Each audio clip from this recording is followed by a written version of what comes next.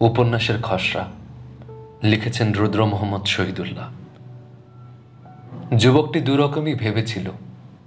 যদি যুবতী ফিরে আসে এবং একসাথে থাকতে রাজি হয়, তাহলে নিজের সমস্ত উড়নচণ্ডীপনার সাথে শেষবারের মতো সে লড়বে, আর তা না হলে সম্পূর্ণভাবে বিচ্ছিন্ন হয়ে যাবে সে।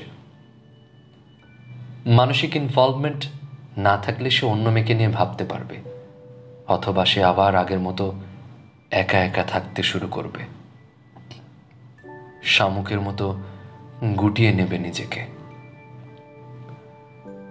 নারীটি চিরকালীন নারীর মতো তার কুয়াশা বা আশা কোনোটিকে স্পষ্ট করতে পারল না, অথবা স্পষ্ট করতে চাইল না।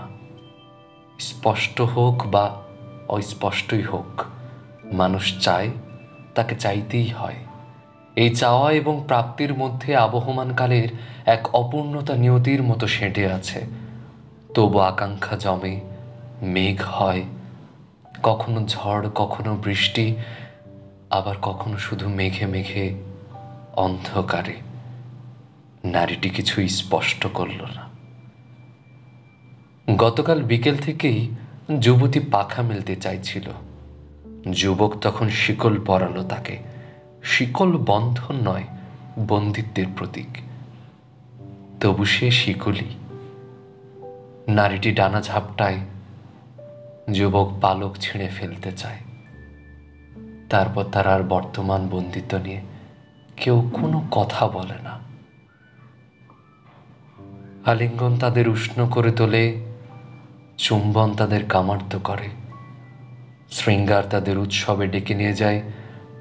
তখন কোনো বন্ধন থাকে না, কোনো মুক্তি থাকে না, তখন কোনো স্মৃতি থাকে না, কোনো স্বপ্ন থাকে না, তখন তাদের কোনো সমস্যাও থাকে না।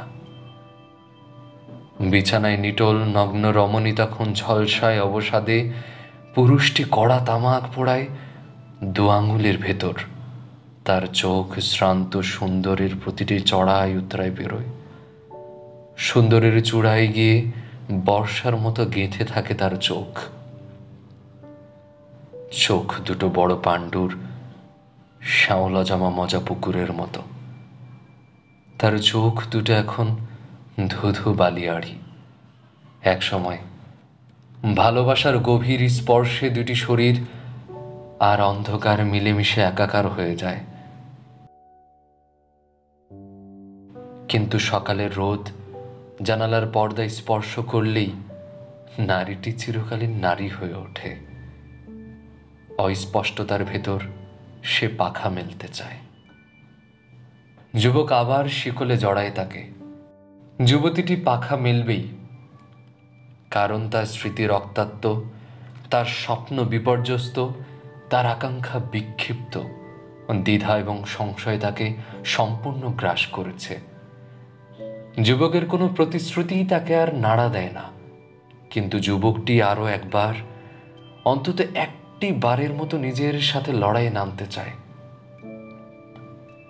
যে লড়াইয়ে চিরদিনই আকাশে পরাজিত হয়েছে, সে চায় সঙ্গী, সে চায় সহযোদ্ধা। মানব মানবী এখন চূড়ান্ত মুখোমুখি। যুবকটি তার ভেবে রাখা দুটির যে কোনো একটি সিদ্ধান্তে যেতে চাইছে। নারী সিদ্ধান্তহীন। একবার চোখ ভিজে যায়, একবার স্পর্শ ভুলিয়ে দেয় বর্তমান, একবার কষ্ট এসে কণ্ঠের নিচেই দলা পাকিয়ে থাকে, একবার চুম্বনে চুম্বনে ফিরে আসে 8টি বছর। খাবার টেবিলে নাস্তা সাজানো থাকে, তারা কেউই ক্ষুধার কথা মনে করতে পারে না। পরস্পরের দিকে তাকিয়ে থাকে, তারা আগামীর কথা ভাবতে পারে না। শিকড় ছেঁড়ার গভীর গোপন শব্দ শোনে দুজন।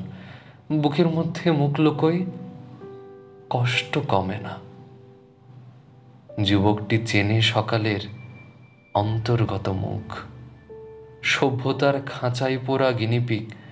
যে কোনো শর্তেই সে নারীটির সঙ্গ চায়, স্বপ্ন চায়, মনোযোগ চায়।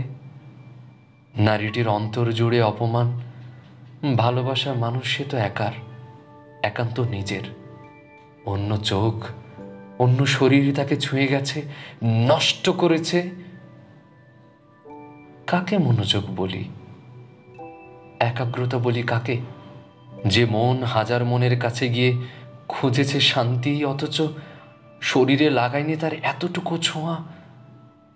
অথবা যে শরীর শত শরীরের বাঁকে বাঁকে ঘুরেছে, অথচ মনে যার লাগেনি এতটুকু অন্য স্পর্শ। একাগ্রতা কার? কোনটি বিশ্বস্ততা? নিমগ্নতা কাকে বলা যাবে? জীবনের গোড়ায় মুখোমুখি মানব মানবী শেষবারের মতো আসলে কি শেষ অবধি শেষ কিছু আছে?